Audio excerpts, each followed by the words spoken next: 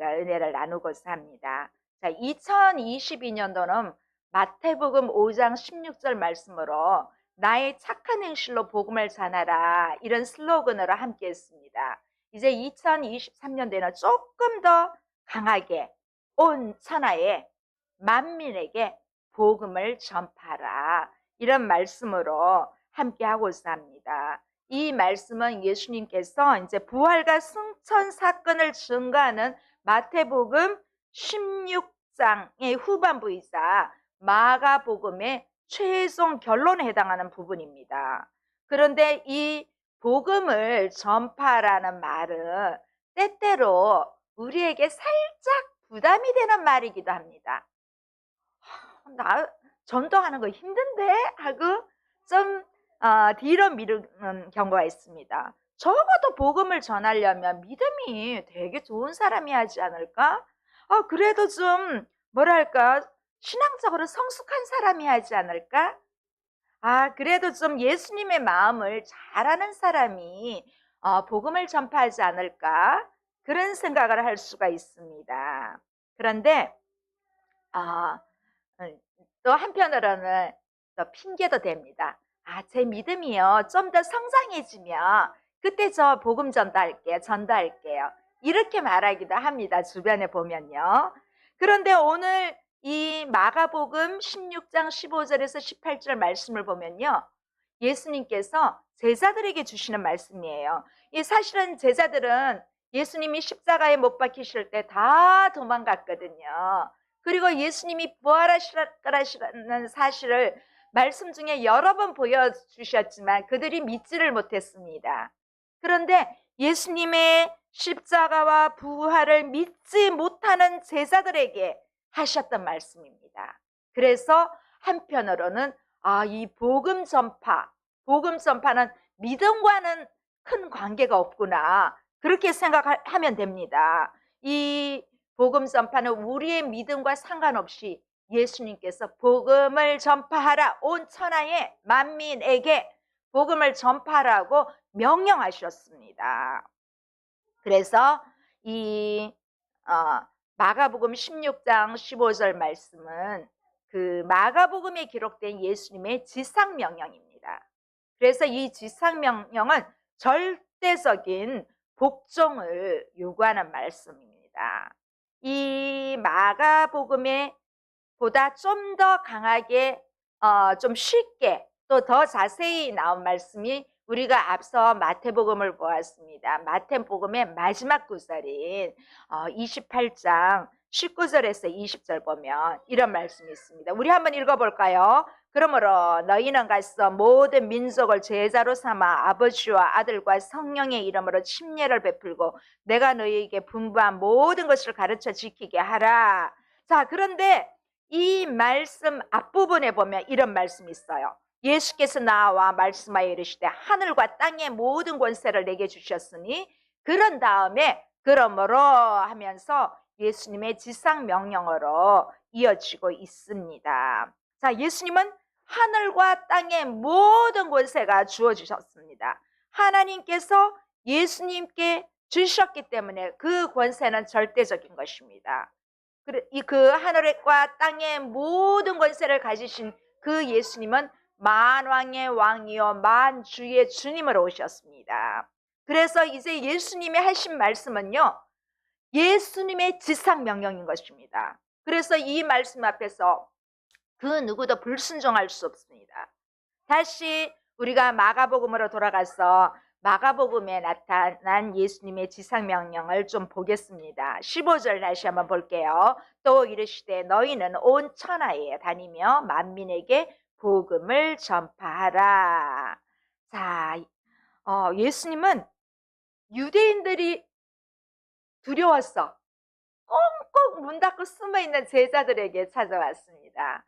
예수님은 십자가에 못 박혀 돌아가신 그 사건을 멀찌감치 지켜보다가 제자들은 자기들까지 혹시 죽음에 처하지는 않을까 염려되어서 그들이 모인 곳에 문을 꼭 닫고 있었습니다.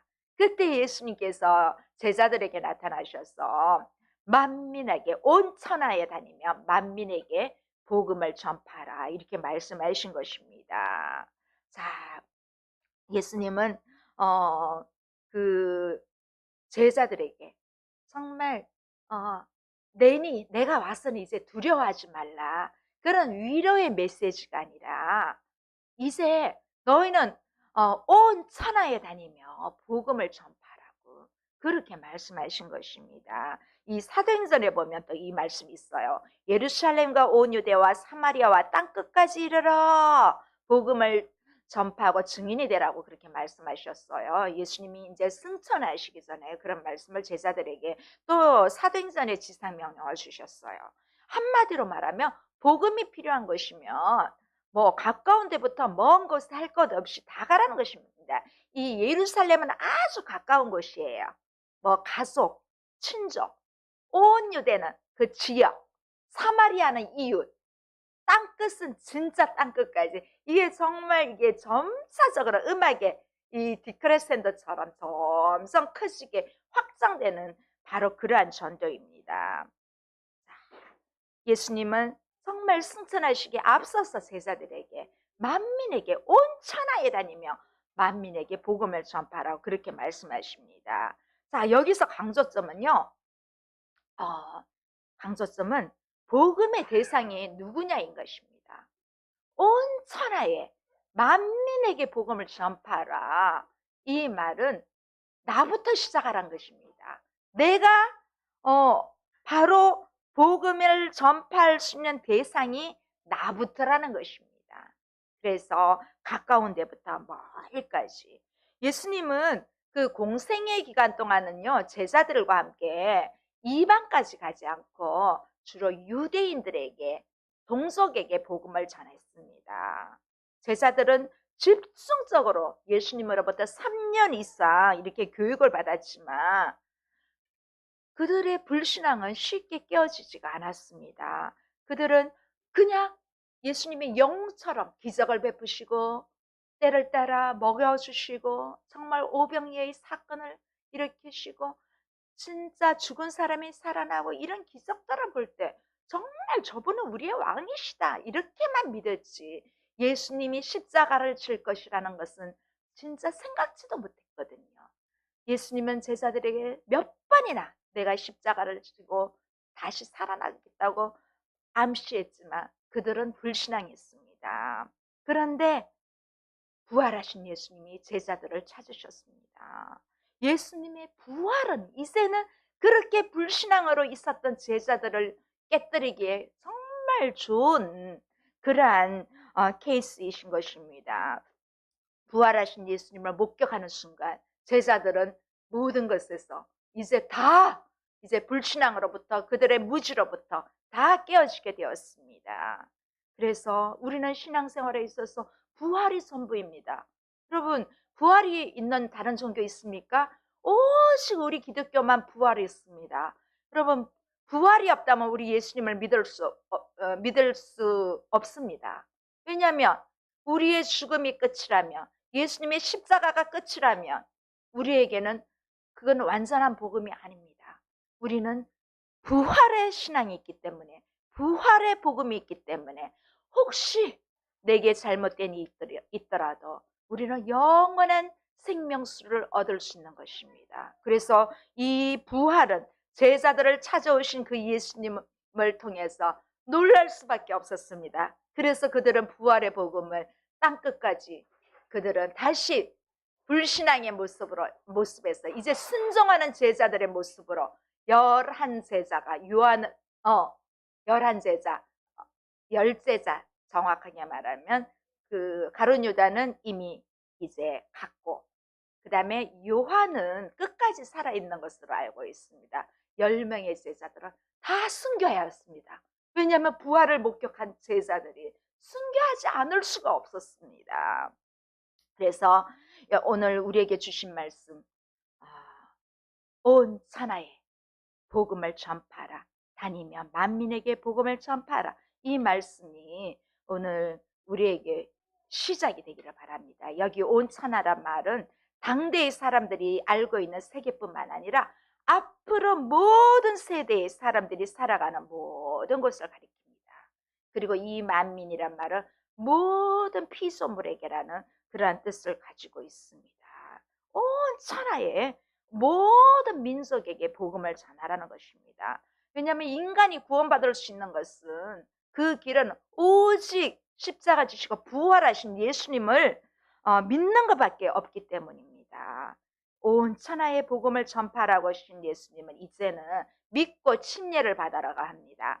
자, 믿고 침례를 받으라고 합니다. 16절 함께 보겠습니다. 시작. 믿고 침례를 받는 사람은 구원을 얻을 것이요 믿지 않는 사람은 정죄를 받으리라. 자, 우리가 복음을 듣고 받아들이는 것은 바로 믿는 것입니다.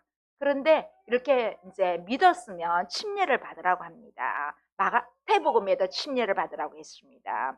믿고 나서도 침례를 안 받으라고 하는 사람들이 있는데 그럴 필요는 없습니다. 내가 예수님을 믿고 구원을 받았다는 것, 그리스도인이 되었다는 것을 공적으로 선포하는 것이 바로 침례의 의미입니다.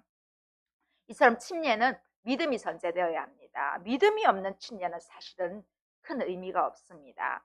우리가 침례를 받았다는 것은 이전에 죄악된 삶과 우상 숭배를 버리고 예수님을 따르는 사람이 된다는 것을 선포하는 것입니다.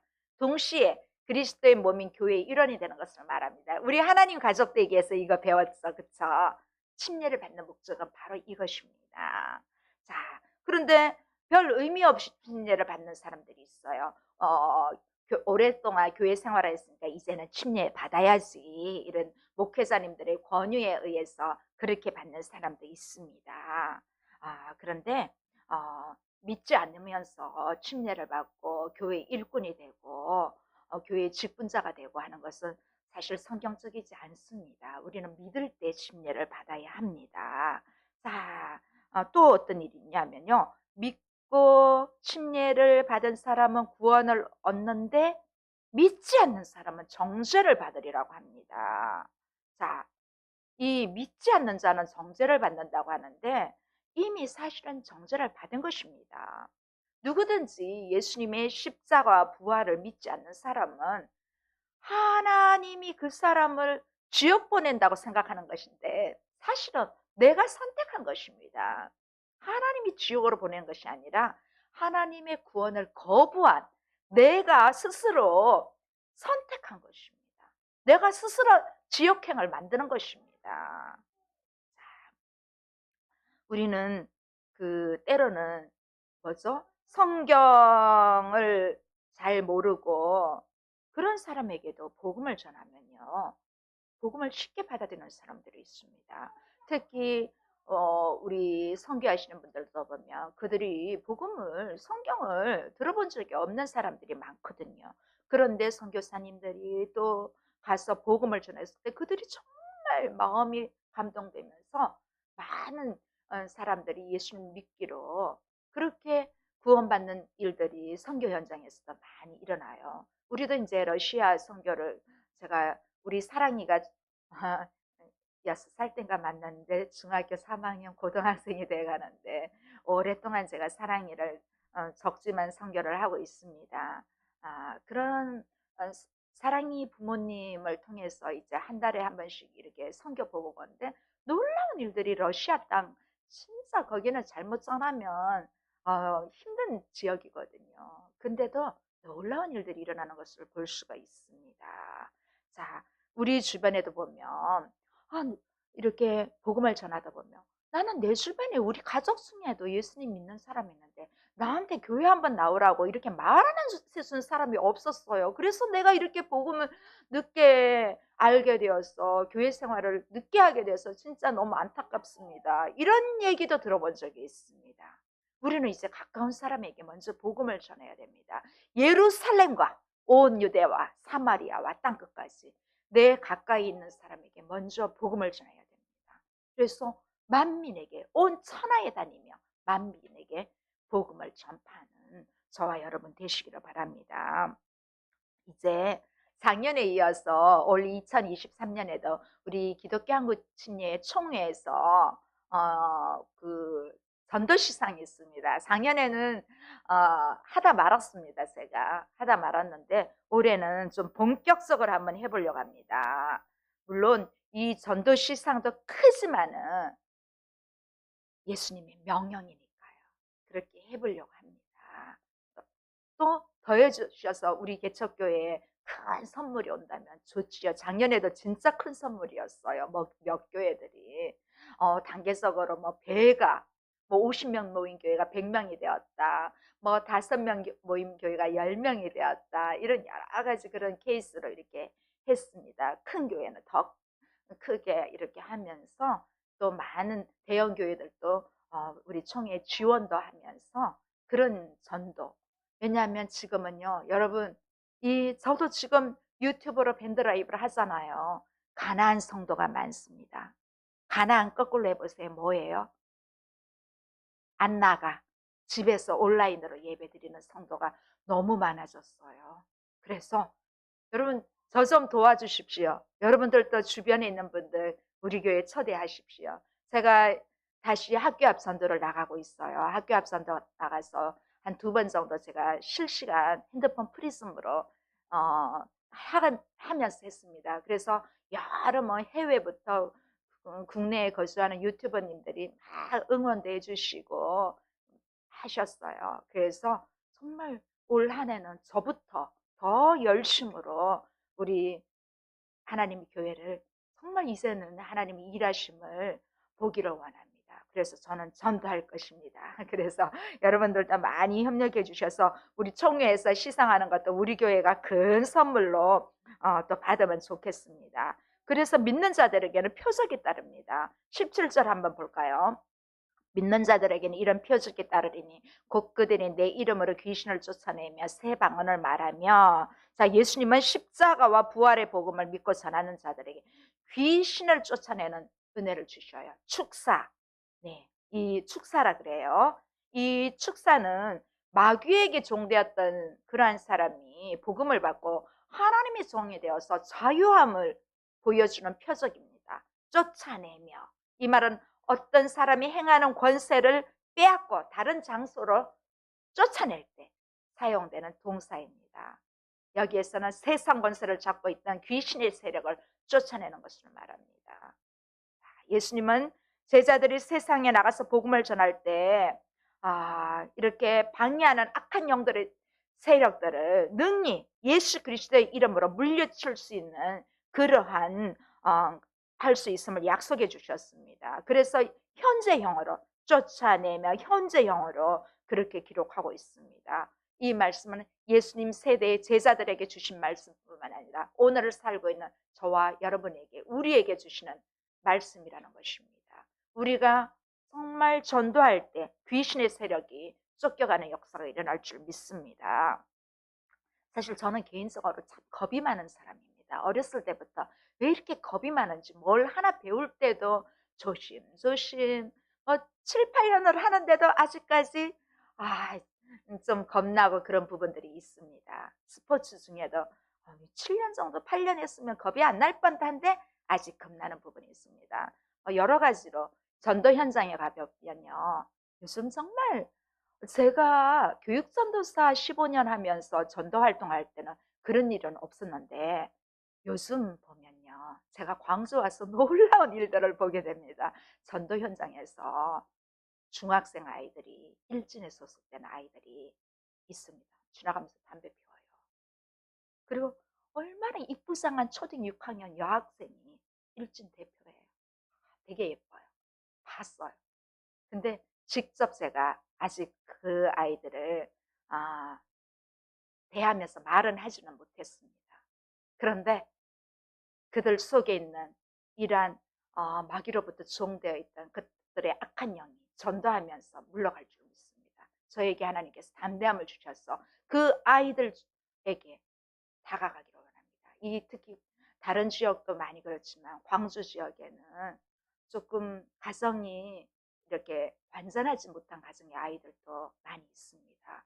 저는 이 광주 지역에 뭐 다문화 가족도 진짜 많고요. 그래서 그들에게 복음으로 나아갈 때 그들 속에 있는 악한 영들이 정말 예수님의 이름으로 파여지는 그러한 것을 저는 올 한해 많이 경험하기를 원합니다. 저부터 많이 경험하기를 원합니다. 이제 물론 이제 전화 상언할 상담 같은 거 이런 건 많이 했지만은 직접 현장에서 이러한 전도 현장에서 예수님이 제자들에게 주시겠다고 한 약속을 오늘 저와 여러분에게 주신 약속으로 받고 나아가기를 원합니다. 자, 지난주에도 보니까 참 중딩 애들한테 어떤 여성분이 담배 피우지 말라고 했다고 전치사무소에 진짜 그렇게 때려서 그런 기사를 보았습니다. 아, 이제 이 모든 두려움을 물리치고 저도 현장으로 나아가기를 원합니다. 왜냐하면 복음을 전하면 빛이 들어오거든요. 빛이 들어오면 그들 속에 있는 어두움은 다 물러가게 되거든요. 그럼 그 어둠이 귀신이 주는 거잖아요. 복음을 전하면 빛이 들어오기 때문에 어둠의 세력 귀신은 마귀는 물러가게 돼 있거든요. 그래서 우리는 복음을 전함으로 어두운 세상에 불을 밝히는 그러한 사람이 되기를 바랍니다. 그래서 믿음으로 정말 예수 그리스도의 피의 복음을 전할 때 악한 세력들은 귀신의 영들은 물러갈 줄 믿습니다.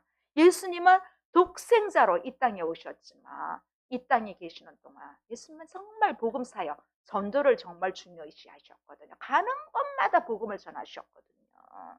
그래서 예수님이 12제자를 세운 목적 중에도 이러한 목적이 있습니다. 우리가 마태복음에도 보면 10장 1절 한번 볼까요? 예수께서 그의 12제자를 부르사 더러운 귀신을 쫓아내며 모든 병과 모든 약한 것을 고치는 권능을 주시느라. 사실 이때는 제자들이 별로 믿음도 없었거든요. 그냥 예수님이 따르라니까 따랐거든요. 근데 따랐는데 그냥 따랐는데도 이런 능력을 부여해 주셨어요. 그러면 우리에게도 당연히 이 능력을 부여해 주셨다는 것입니다.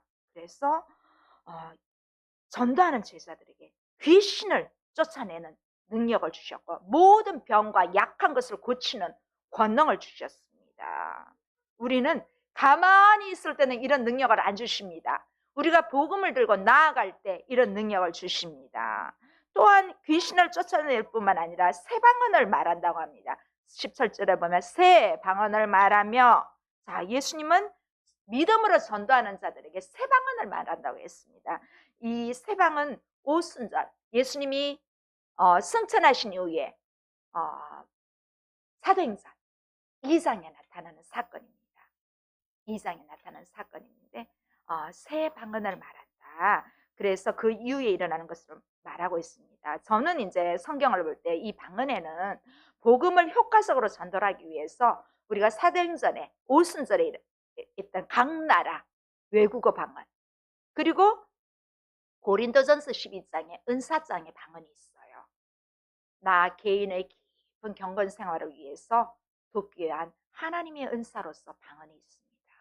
성경에 나타난 방언은 이 두 가지로 볼 수 있습니다. 그래서 이 초대교회는 방언은 세계 각 나라의 말은 자연스럽게 나타났습니다. 그런데 이러한 표적이 오늘날도 복음 전도하는 사람들에게는 저는 주시리라 믿습니다. 성령 충만한 전도자에게 이 복음을 전해야 할 순간에 또 이러한 방언의 은사를 주셔서 성령님의 역사로 이 방언이 나온다면 정말 전도하는 데도 큰 효과가 있으리라 믿습니다. 또 우리가 기도할 때, 특히 기도할 때 예수님과 영적인 깊은 교제를 하다 보면 방언이 나옵니다. 그래서 그 방언의 기도를 하다 보면 하나님께서 평안함을 주시고 정말 왠지 천상의 언어처럼 그렇게 느낄 수 있습니다. 그래서 좀 저는 이제 이 말씀을 보면서 이 방언에 대한 의미를 좀 더 오늘의 시각에 좀 넓게 비추어 보면 믿음으로 전다는 자들에게 이 새 방언의 표적을 주시겠다는 말씀은 복음을 전하는 전도자에게 말하는 지혜를 주신다는 뜻으로도 이해할 수가 있습니다. 왜냐하면 이 전도를 하다 보면 정말 지혜가 필요하거든요. 이 말을 지혜롭게 해야 돼요. 말을 함부로 전도하다가 나 교회 안 나가 이런 경우가 있어요. 그래서 지혜로운 말이 필요해요. 특히 상대방의 마음을 감동시킬 수 있는 그 지혜가 새 방언이 아닌가, 저는 그렇게 말씀을 준비하면서 하나님께서 그런 말씀을 주셨어요. 특히 우리는 덜해요. 이슬람권과 조건에서 복음을 들고 나간 사람은 생명을 담보로 하는 사람들입니다. 그들에게 말 한마디 잘못했다가 즉사되는 경우가 있잖아요. 그래서 예수님도 제자들에게 전도를 보내면서 마태복음 10장 16절에는 이런 말씀하셨어요. 내가 너희를 보내니 양을 이리 가운데로 보낸 것 같도다. 그러므로 너희는 뱀같이 지혜롭고 비둘기같이 순결하라. 이 뱀이 사탄이잖아요. 그래서 말의 지혜. 뱀이 강교하잖아요. 하와를 꼬실 때도 말을 살짝 돌려서 하잖아요.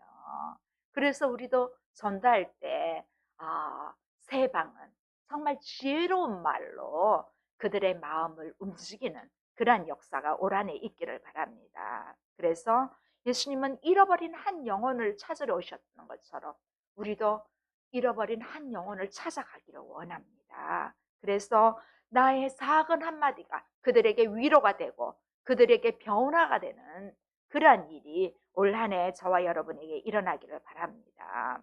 그래서 이 복음 전도에게 새 방안, 정말 지혜로운 말을 주실 줄 믿습니다. 전도하는 가운데 지혜로운 말로 그들에게 정말 함께하기를 원합니다. 또 어떤 애를 주신가? 오늘 본문 마지막입니다. 뱀을 집어올리며 무슨 독을 마실지라도 해를 받지 아니하며, 전반절 먼저 보겠습니다. 복음 전도자에게 나타나는 능력은 무해독의 표적입니다. 놀라운 기적이죠. 예수님의 이런 약속은 실제로 있었습니다. 뱀을 집었으나 해를 받지 않는 사건이 있었습니다. 멜리데 섬에서 사도 바울이 있었던 일입니다. 그래서 맹독을 가진 뱀에게 물린 바울이 아무 이상이 없다. 그들은 멜리데 사람들은 바울을 보고 신이라고 했습니다. 사도행전에 있습니다. 마지막 28장에 있어요. 자, 믿음으로 전도하려고 하는 사람들에게는 이 무해독의 표적이 따릅니다. 뱀에게 물리거나 독을 마실지라도 해를 받지 않는다고 주신 약속입니다. 우리가 진짜 뭐 전도 현장에 와서 뱀이 나타나는 것은 아닙니다. 그래서 이 무조건 또 성경에 보면요, 이 뱀을 만지다가 즉사한 사람도 있습니다. 전도할 때 하나님께서 이런, 그래서 표적이라고 했습니다. 예수님은 표적을 주신다는 것입니다. 이 뱀은 사탄의 사주를 받은 좀 뭐랄까요? 또 오늘날에 비춰서 말하면 뱀 같은 사람의, 뱀이 거짓말을 하잖아요. 하와에게, 아담에게 거짓말을 했잖아요. 그래서 이 거짓된 입술, 또 독은 우리의 믿음을 파괴하는 잘못된 사상이나 이러한 교훈들을 또 좀 상징한다고 볼 수가 있습니다. 이 믿음으로 전도하는 사람에게는 뱀 같은 사탄의 거짓 입술로부터 온갖 비난을 받을 수가 있습니다. 전도를 하다 보면 비난, 너나 잘 믿어라 하면서 비난을 받을 수도 있습니다. 그럼에도 불구하고 함께 하신다는 것입니다. 또 이렇게 잘못된 사상, 이단들이 많이 있습니다.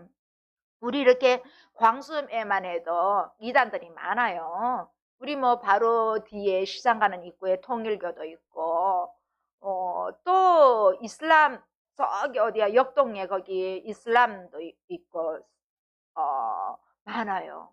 광주에 외국인들이 많다 보니까 이슬람권이 판치고 있어요. 또 신천지도 있고요. 하나님의 성회도 이마트 앞에서 둘이 짝지어서 전도하고 있습니다. 진짜 그들을 피하는 경우도 있지요. 근데 물론 이제 성경에 보면 뭐 문도 열어주지 말라, 이단이 오면, 유다서에 그런 말씀도 있어요. 그렇지만 이제는 우리는 피하는 것도 필요는 하지만 그들에게 다가가서 그들 속에 있는 독극물을 빼줘야 합니다. 우리가 진짜 전도자로서. 그러기 위해서는 여러분, 전도에 대한 열정을 가지면서 함께 내 자신이 그만한 믿음이 있어야 된다는 것입니다. 그래서 복음으로 전신갑주로 무장한 사람들에게는 하나님이 어떤 독을 마실지라도, 어떤 이단이 다가와서 나한테 꼬셔도 안 들립니다. 오히려 그들 속에 있는 독극물을 빼낼 수가 있습니다. 자, 우리는 이미 새 생명으로 예수님의 피의 가치로 새 생명을 얻었기 때문에 나를 그 누구도 그 독극물이 침투할 수가 없습니다. 전도사에게는 마지막으로 병든 사람에게 손을 얹은 적 나으리라 합니다. 병든 사람의 손을 얹은 적 나으리라. 자, 예수님은 믿음으로 복음을 전하는 사람들에게 병을 고치는 능력이 따를 것을 약속하십니다. 왜 전도하는 사람에게 병 고치는 능력을 주실까요? 그런 것들을 보여줘야 안 믿는 사람들이 예수님을 믿기 때문에 그렇겠지요. 사람은 보는 게 먼저잖아요. 듣는 것보다 보는 게 먼저잖아요. 듣는 것은 긴가민가인데 보는 것은 확실하잖아요.